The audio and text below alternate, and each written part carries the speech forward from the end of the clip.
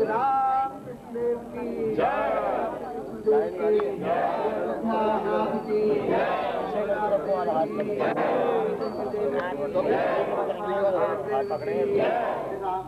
उत्सव दो चार उधर से आयो लाइन बना लो लाइन बना लो ओम जागने लाइन बना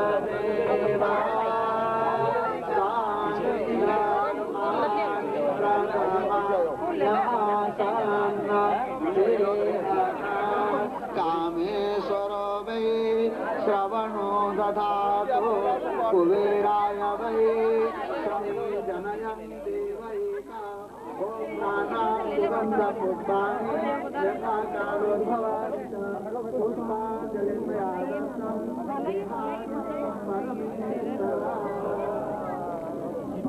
श्री राम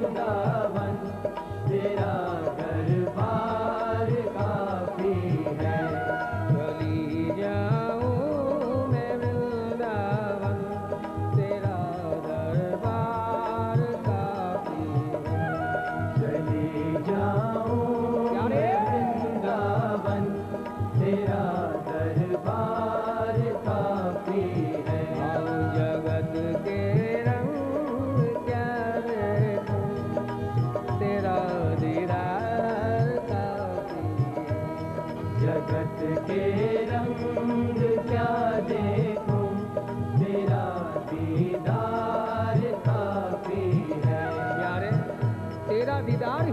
काफी है। तुम ही मेरी निगाहों की जुस्तजू हो, तुम ही मेरी निगाहों की जुस्तजू हो, तुम ही मेरे ख्यालों का मुद्दा हो, तुम ही मेरे ख्यालों का मुद्दा हो, तुम ही मेरे सनम हो, तुम ही मेरे खुदा हो, तुम ही मेरे सनम हो, तुम ही मेरे खुदा हो। इसलिए करूं मैं प्यार किस किस से, तेरा एक प्यार काफी है। करूं मैं प्यार किस किस से, तेरा एक प्यार काफी है। जगत के साज बाजों से हुए हैं कान अब बहरे, जगत के साज बाजों से हुए हैं कान अब बहरे, हुए हैं कान अब बहरे, हुए हैं कान अब बहरे। कहाँ जाके सुनो अनहद, तेरी झंकार काफी है। कहाँ जाके सुनो अनहद, तेरी झंकार काफी है। कहाँ जाके सुनो अनहद, तेरी झंकार काफी है। कहाँ जाके सुनो अनहद, तेरी झनकार काफी है। जगत के रंग क्या देखूं, तेरा दीदार काफी है। जगत के रंग क्या देखूं, तेरा दीदार काफी है। जगत के रिश्तेदारों ने बिछाया जाल माया का, जगत के रिश्तेदारों ने बिछाया जाल माया का, बिछाया जाल माया का, जाल माया का। तेरे भक्तों से हो प्रीति, तेरा परिवार काफी है। तेरे भक्तों से हो प्रीति, तेरा परिवार काफी है। तेरे भक्तों से हो प्रीति, तेरा परिवार काफी है। परिवार काफी है। तेरे भक्तों से हो प्रीति, तेरा परिवार काफी है। करूं मैं प्यार किस किस से, तेरा एक प्यार काफी है। करूं मैं प्यार किस किस से, तेरा एक प्यार काफी है। जगत की झूठी रोशनी से है आंखें भर गई मेरी, जगत की झूठी रोशनी से है आंखें भर गई मेरी, है आंखें भर गई मेरी, है आंखें भर गई मेरी। मेरी आंखों में हो हरदम तेरा चमकार काफी है। मेरी आंखों में हो हरदम तेरा चमकार काफी है। प्यारे तो चांद भी चमकेंगे तो क्या बात बनेगी। एक ऐसी धारणा है, परमात्मा ने जब संकल्प किया एको हम बहुश्याम, एक से अनेक हो जाऊं, सृष्टि का विस्तार हुआ। 84 लाख प्रकार के शरीरों का परमात्मा ने निर्माण किया। तो परमात्मा ने मानव शरीर सृजन किया, मानव शरीर का निर्माण हुआ, परमात्मा को ऐसा लगा कि अब इसके बाद कुछ और रखने जैसा नहीं।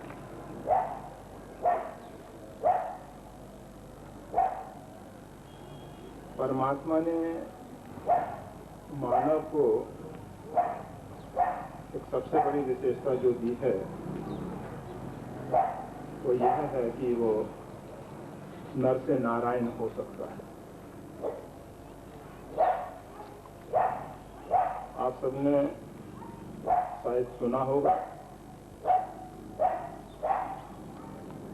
जो स्वेदज हैं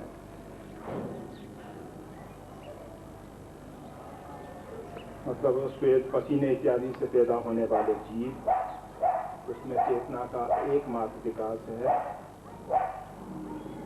जो वनस्पति इत्यादि हैं उसमें 2 विकास है, जो अंडज हैं उनमें 3 है, और जो पिंडज हैं जो पिंड के साथ जायमान होते हैं उनमें 4 है। और मानव में 5 से लेके 8 तक संभावना है। 5 चेतना का विकास लेके मानव जन्म लेता है और उसमें 8 तक बढ़ने की संभावना है। 8 के बाद 9 से 12 तक चेतना का विकास हो जाने से अवतार कोटि में गिना जाता है, जिसको परमात्मा के अंश अवतार कहा जाता है। फिर 12 से ऊपर चेतना का जब विकास होता है तो वो पूर्ण परमात्मा ही होता है, परमात्मा में ही होता है। तो मानव शरीर जो है उसमें एक संभावना है कि चेतना का विकास जो है बढ़ाया जा सकता है, 5 से 8 तक की यात्रा की जा सकती है। अन्य शरीरों में ये संभावना नहीं है। अगर पिंडज 4 चेतना का विकास लेके आया तो उसी हालत में चला जाएगा। उसका जीवन सिर्फ प्रारब्ध भोगने के लिए है, उसको नवीन कर्म के लिए स्वतंत्रता नहीं है। और एक मानव शरीर ऐसा है जिसमें परमात्मा कहते हैं कर्मण्येवाधिकार, कर्म करने मात्र का अधिकार है।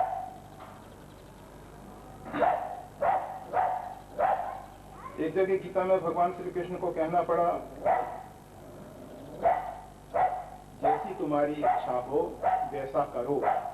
इसका पीछे एक भाव झलक रहा है, अर्थात मानव को इच्छाओं के लिए स्वतंत्रता है, जैसा आप चाहें वैसा कर सकते हैं। अन्य शरीरों में ऐसा नहीं, वो विवश मजबूरी में फंसे हुए हैं, जिस परिस्थिति में उनको रहना है रहेगा। वो चाहे कि हम अपनी स्वतंत्रता से कोई इच्छा पैदा करके उसके अनुरूप कार्य कर लें, तो वो संभव नहीं। हमारे प्राचीन इतिहासों में, भारतीय वाङ्मय ग्रंथों में जीवन के 4 पुरुषार्थ कहे जाते हैं: अर्थ, धर्म, काम, मोक्ष। हर एक के जीवन में कुछ ना कुछ कामनाएं हैं। जब हम किसी व्यक्ति को देखते हैं कि ये बहुत आनंदित है, प्रफुल्लित है, तो हमारे अंदर भी एक कामना पैदा होती है, एक इच्छा पैदा होती है कि हमें भी उस आनंद की उपलब्धि हो। जब हम दूसरों के यहाँ सुख सुविधाएं देखते हैं तो हमारे अंदर भी एक कामना पैदा होती है कि हमारे यहाँ भी सुख सुविधाएं हों। संगात संजायते कामा, संग से काम की उत्पत्ति होती है। कामना होना कोई खराब बात नहीं है, परंतु कामनाओं की पूर्ति के लिए जो अर्थ उपार्जन है, कामनाओं की पूर्ति का जो साधन है, जिसको हम सब अर्थ के रूप में कहते हैं। अर्थ का मतलब खाली धन दौलत नहीं होता। अर्थ का अर्थ है कामनाओं की पूर्ति के जो भी साधन हो सकते हैं, उसको कहते हैं अर्थ। तो वो जो अर्थ है वो धर्म संयुक्त हो, धर्म सम्मत। लोग कहते हैं कि धर्म, वैसे इसके विषय में अनेकों बार स्पष्ट किया गया, धर्म का जो स्वरूप है जब आदि सतयुग था तो मानव जो है सत्वगुण प्रधान का था, उसमें सतोगुण का पूर्ण विकास था। ऐसी परिस्थिति में वो ध्यानावस्थित होके अपने अंदर सब समस्याओं का समाधान पा लेता था। कोई भी उसके सामने समस्या होती थी, उसका समाधान उसके अंतःकरण में होता था। स्थिति थी, उसके लिए हमने एक शब्द प्रयोग किया, समाधि। आजकल लोगों ने समाधि का एक पता नहीं क्या क्या अर्थ घटन कर लिया। कुछ लोग तो समझते हैं कि मरणोपरांत जो भूमि में दफना देते हैं उसको समाधि कहते हैं। कुछ लोग ऐसा सोचते हैं कि जहां शरीर के अवशिष्ट अवशेष जैसे अस्थि और भस्म इत्यादि उसको रख दिया गया है, वो समाधि है। कुछ लोग ऐसा भी किए हैं, जीवित भूमि के अंदर खनन करके बैठ गए और उसको चारों तरफ से बंद करवा दिया, ईंट पत्थरों के द्वारा चुन दिया गया। कहते हैं कि इन्होंने समाधि ले ली। परंतु समाधि, कबीर साहब कहते हैं, साधो सहज समाधि भली। समाधि सहज हो, स्वाभाविक हो।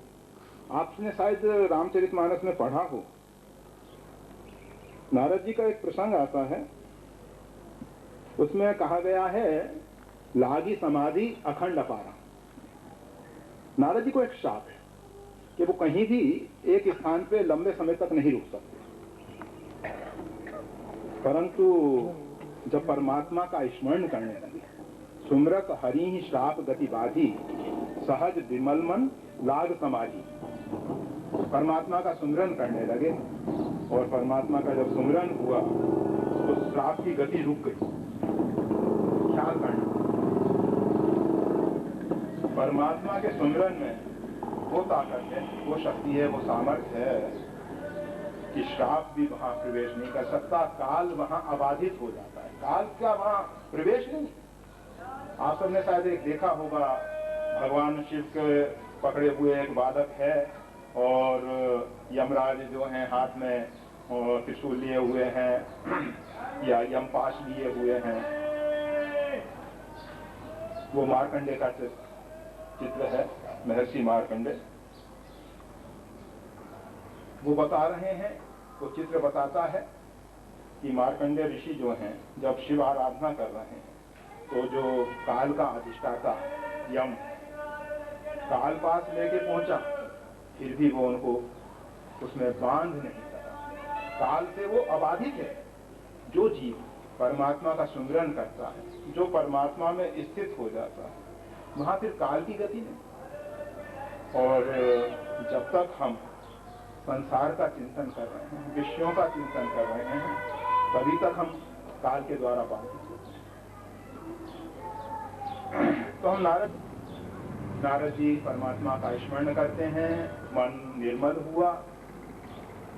अंतःकरण की निर्मलता के लिए, अंतःकरण शुद्धि के लिए बहुत से साधन बताए जाते हैं, परंतु नारद जी के प्रसंग में स्पष्ट कर दिया गया, सहज विमल मन लाग समाधि। जो स्वाभाविक विमल मन हुआ, किससे हुआ? सुमिरत हरि, परमात्मा के सुमिरन से, परमात्मा के स्मरण से अंतःकरण शुद्ध हो गया। अंतःकरण शुद्धि के लिए और कोई उपाय है ही नहीं। ऐसी वशिष्ठ जो कि कर्मकांड में बहुत आगे बढ़े हुए हैं और उन्होंने अपना एक ज्ञान ग्रंथ योग वासिष्ठ आप सबको दिया। आप सबने शायद योग वासिष्ठ का अध्ययन श्रवण किया हो। ज्ञान प्रदान ग्रंथ है, ऐसे जो श्रवण किया हो। ज्ञान प्रदान ग्रंथ है, ऐसे जो महर्षि वशिष्ठ है, वो भगवान श्री राम से कहते हैं, प्रेम भक्ति जल बिन रघुराई, अभ्यंतर मल कबहू न जाए। ये जो शब्द है कबहू न जाए, उसके लिए कोई अन्य साधन है ही नहीं। प्रेमा भक्ति ही एकमात्र उपाय है जिससे अंतःकरण निर्मल होता है।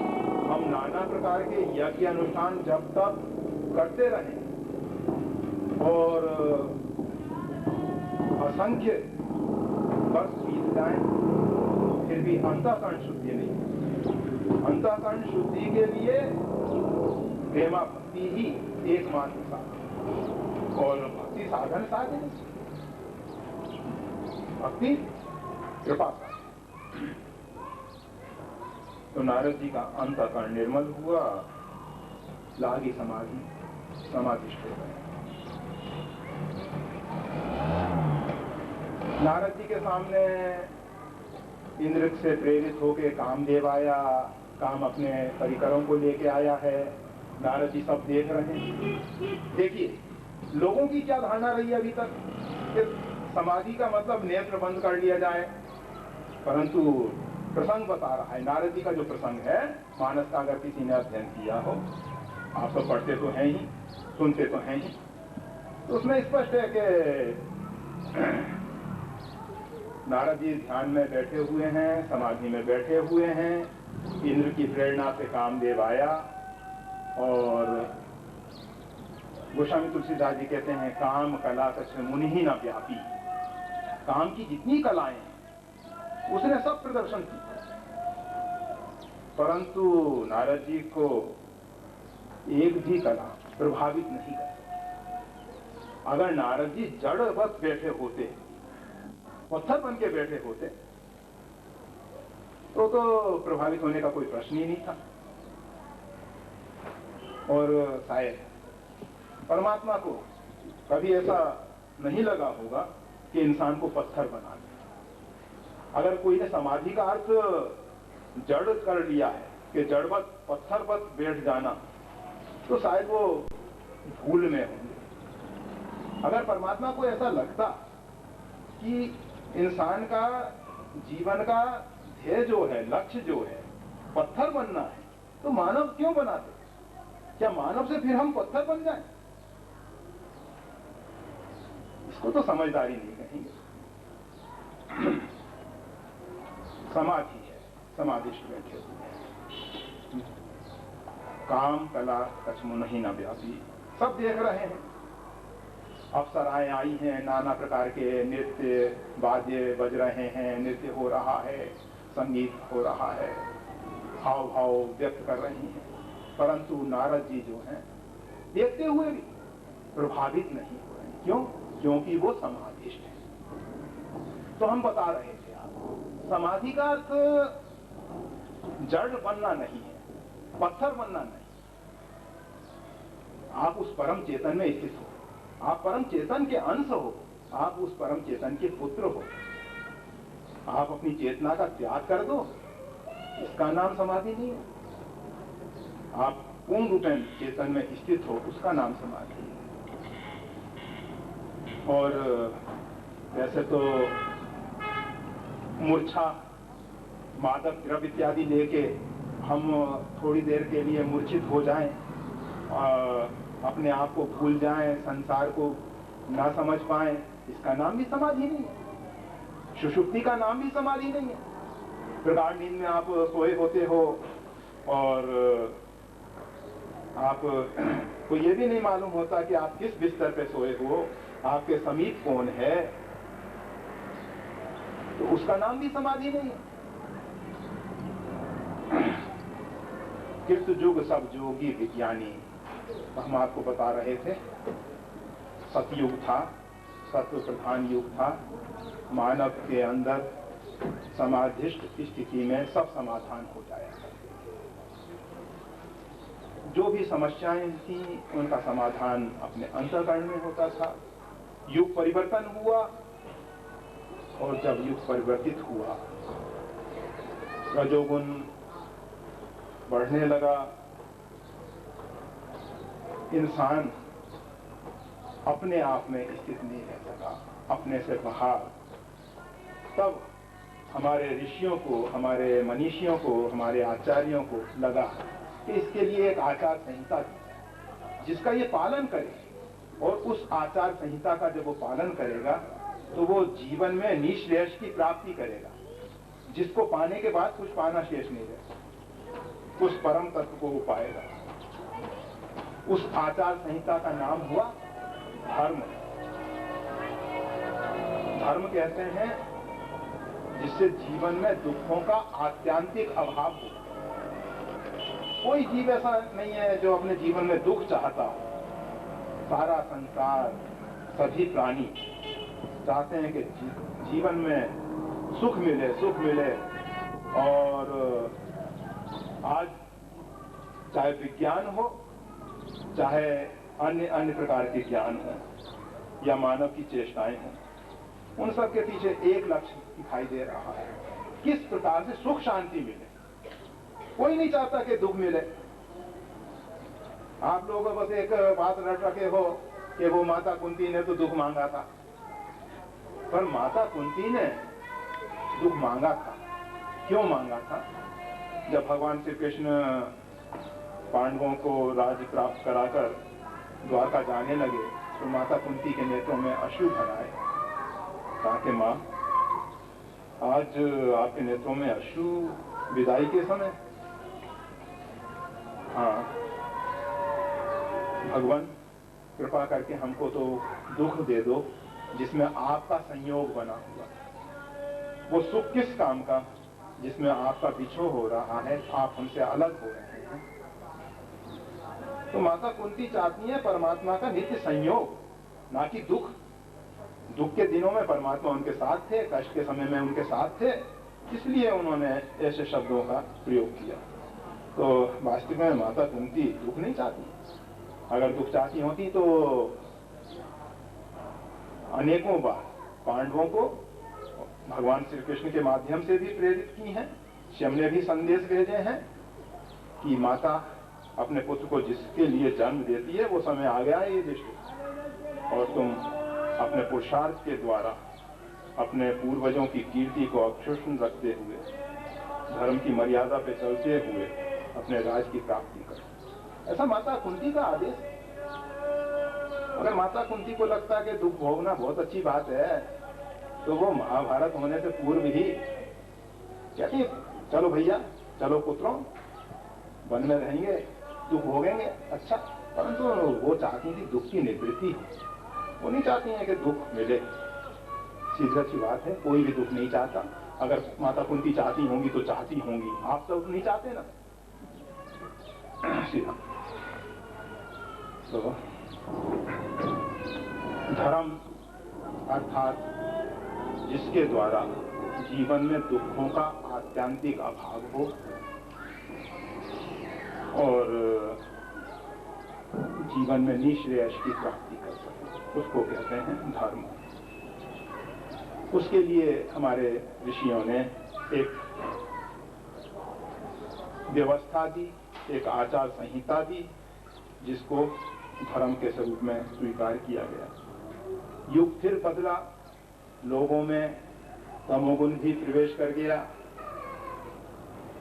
ऐसी परिस्थिति में लोग आचार संहिता को भूलने लगे, आचार संहिता का पालन नहीं करते थे।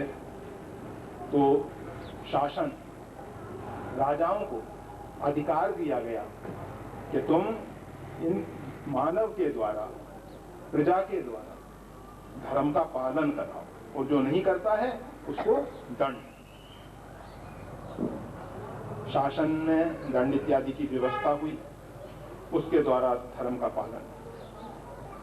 और फिर इसके बाद तो अभी तो न राजा रहे, न शासन रहा, न धर्म रहा, न दंड रहा।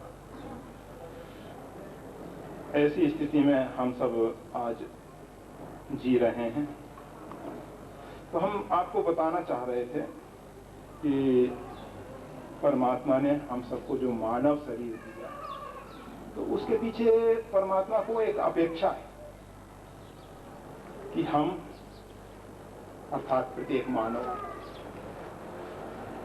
नर से नारायण तक पहुंच सके, नारायण के चरणों तक पहुंच सके। चेतना का जो 5 विकास लेके हम आए, उतना ही हमारा जीवन है। कबीर साहब का एक दोहा आप सबको शायद याद होगा, कबीर जब हम पैदा हुए, जग हंसा हम रोए, ऐसी करनी कर चलो हम हंसे जग रोए। कबीर साहब कहते हैं कि भाई जन्म के समय तो सभी लोग रोते हुए आते हैं। समाज में उत्साह होता है कि पुत्र का जन्म हुआ, पुत्री का जन्म हुआ, संतान का जन्म हुआ, परंतु जिस स्थिति में हम जन्मे उसी स्थिति में हम चले जाएं तो मानव शरीर पाने का कोई अर्थ नहीं। मानव शरीर पाने के पीछे जो हम अभी प्रारंभ किए थे, वैसे समय तो पूरा हो ही रहा है क्योंकि हमें आगे तक जाना है, 10 बजे जाने का कह रहे थे, 2-5 मिनट में। तो जीवन के 4 पुरुषार्थ जो आपको बताए जा रहे थे, जीवन में जो भी कामनाएं हैं उनकी पूर्ति के लिए जो हमको अर्थ की आवश्यकता है वो धर्म सम्मत हो। धर्म सम्मत हो अर्थात जो भी हमारा साधन है उससे किसी दूसरे को कष्ट न हो। एक बात जरूर ख्याल कर लेना, मानव शरीर जो है एकांगी नहीं, मतलब खाली अपने लिए जीवन नहीं, और इसके लिए अनेकों प्रकार से इसको आप समझ सकते हो। वैसे तो ऋग्वेद का परम पवित्र मंत्र जो आपको अनेकों बार बताया गया, मंत्र कह रहा है केवलादो भवति केवलाघो भवति, केवलादि भवति केवलाघो भवति। जो केवल अपने लिए जीता है वही सबसे बड़ा पाप है। उससे बड़ा पाप संसार में कोई नहीं। अगर हम अपने आप को शरीर मात्र मान के सिर्फ अपने लिए जी रहे हैं तो इससे बड़ा पापी और कौन हो सकता है। सबसे बड़ा पाप है संसार का। गीता में भगवान श्री कृष्ण ने स्पष्ट किया, अपने खाने से अधिक अन्न को जो अपना मानता है वो चोर है, जो अपने लिए अन्न को पकाता है वो पाप को पकाता है। क्या अर्थ है? अन्न जो है परमात्मा के लिए बनाओ, परमात्मा को निवेदित करो, और प्रसाद रूप में, प्रसाद पे किसी एक व्यक्ति का अधिकार नहीं होता। आपने रामायण की कथा में अनेकों बार सुना कि प्रसाद को बांटने का महत्व है, जितना अधिक से अधिक उसको दे सको उतना ही उसका महत्व है। जो स्वयं उस प्रसाद को खा लेता है वो प्रसाद से जो परिणाम आना चाहिए था उस परिणाम से वंचित रह जाता है। तो अन्न को परमात्मा के लिए पकाओ, और जिन जिन रूप में आप परमात्मा को स्वीकार कर सके हो, मातृदेवो हो, पितृदेवो हो, आचार्य देवो हो, आतिथ्य देवो हो, यहां तक तो स्वीकार करते ही हो। वैसे इसके आगे के 2 सोपान और भी हैं। परस्पर देवो हो, पहले माता में परमात्मा की भावना, पिता में परमात्मा की भावना, आचार्य में, गुरु में परमात्मा की भावना, उसके बाद अतिथि। उसमें जब कभी गृहस्थ भोजन बनाते हैं तो वो उसमें से अतिथि का भाग पहले निकाल देते हैं। हमारे यहाँ भारतीय संस्कृति की व्यवस्था है, पहला ग्रास गौ ग्रास, और जब भोजन तैयार हो गया, ठाकुर जी को निवेदित कर दिया गया, परमात्मा को निवेदित कर दिया गया, तो उसमें से एक भाग जो है आए हुए अतिथि के लिए निकाल दिया जाता है। अतिथि कब आ जाएगा? उसके लिए पवित्र भोजन चाहिए। ऐसा नहीं कि हम खा लें और उसके बाद उसको जो बचा कुचा है वो दें। सन्यासी के लिए एक व्यवस्था दी गई, सन्यासी भिक्षा का अन्न खाए, परंतु भिक्षा के लिए कब जाए? जब सब लोग भोजन कर चुके हों। उससे पहले सवेरे सवेरे प्रातः काल भिक्षा के लिए ना चला जाए, अपना नित्य नियम से निवृत्त होके भिक्षा के लिए जाए जब सब लोग भोजन कर चुके हों। पुरानी परिपाटी, पत्तल फेंक दिए गए हों, कुल्हड़ फेंक दिए गए हों। आजकल तो व्यवस्थाएं बदल गई। तो उसमें क्या व्यवस्था थी कि आए हुए अतिथि के लिए उसका भाग पहले निकाल के रख दिया जाता था। जब वो आ जाएगा, वो कब आएगा निश्चित नहीं है, अतिथि है वो, उसका कोई समय निश्चित नहीं, तो उसका भाग पहले निकाल दिया। और फिर उसके बाद हमने अपने जिन जिन में परमात्मा को देखा है, और परमात्मा को हमने पहले ही बताया कि खाली इन चारों तक ही सीमित नहीं रख देना, परस्पर देवो हो, एक दूसरे में देवत्व की भावना करो, एक दूसरे में परमात्मा का दर्शन करो। वैष्णव का अर्थ होता है, हमारे यहाँ वैष्णव संत एक दूसरे को प्रणाम करते हैं तो ऐसी भावना रखते हैं कि बीच में परमात्मा खड़े हुए हैं। अगर कोई किसी के प्रणाम को स्वीकार नहीं करता तो इसका अर्थ होता है कि वो परमात्मा का तिरस्कार कर दिया, परमात्मा की अवमानना कर दिया। इसलिए वैष्णव जन वो हैं जो एक दूसरे में परमात्मा का दर्शन करते हैं, एक दूसरे में परमात्मा को देखते हैं। परस्पर देवो भव। और फिर इसके बाद आता है आत्मदेवो भव। सबसे ऊंचा सोपान, सबसे अंतिम सोपान आत्मदेवो भव। परंतु बहुत से व्यक्ति जो सोपान का तिरस्कार करके सीधे छलांग लगा के अहम ब्रह्मास्मि सो अहम, इस प्रकार की भावना करेंगे। सोपान सीढ़ियां किस लिए बनाई गई हैं? इन सीढ़ियों के द्वारा चढ़ के यहां आ जाओ, अच्छा है। अगर आप सीढ़ियों का अतिक्रमण करके नीचे से छलांग लगाओगे, आप सब जानते हो क्या परिणाम आएगा। पहुंचना छत पे है, आत्मदेवो भव, उस लक्ष्य को हमको पाना है। परंतु समय समय एक एक सोपान पे चढ़ते हुए, एक एक सीढ़ी पे चढ़ते हुए, तो जीवन के जो 4 पुरुषार्थ हैं उसमें हम जो भी अर्थ उपार्जन करें वो किसी दूसरे को कष्ट देने वाला साधन से ना हो। हमारा जो साधन है वो किसी के लिए अहितकारक ना हो जाए, उसमें किसी की हिंसा ना हो, उसको किसी प्रकार से उद्वेग ना हो। इस प्रकार से हम अर्थ उपार्जन करें, और वो जो अर्थ उपार्जन का कर्म है, वो जो हमारी कामनाओं की पूर्ति है, वो हमारे लिए बंधन कारक ना हो। मोक्ष, ये चारों साथ साथ चलते हैं। ऐसा नहीं सोचना कि मोक्ष का साधन चतुर्थ और आश्रम में जाके कर लेंगे। जब सन्यास का समय आएगा या जब हम सन्यासी जीवन जिएंगे तब हम मोक्ष साधना करेंगे, नहीं। ये चारों पुरुषार्थ, अर्थ, धर्म, काम, मोक्ष, ये चारों साथ साथ होने चाहिए। ऐसा नहीं कि मोक्ष की बात कहीं आगे के लिए संभाल के रख दें। हमारे कर्म जो हैं बंधन कारक ना हो। एक बात बहुत बार बताई गई है, इसको पुनः दोहराते हैं। हमने अपने जीवन में देखा, एक कुत्ता, एक ऐसा पात्र, मिट्टी का पात्र, उसका इतना भाग गले में फंसाए हुए था, ऐसा उसका गले में ये पात्र का इतना भाग फंसा हुआ था। एक व्यक्ति साथ में था, हमने कहा फोटो लेना, इसका लिया गया, फोटो होगा।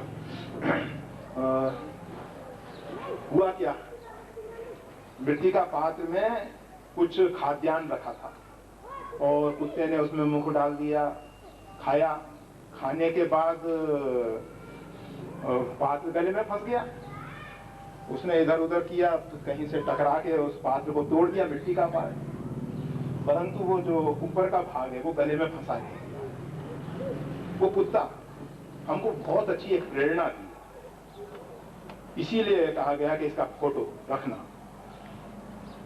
वो कुत्ता कह रहा था, मेरे भाई तुम मानव हो, भोजन करना समझदारी है, भोजन करना ही चाहिए, परंतु भोजन के पास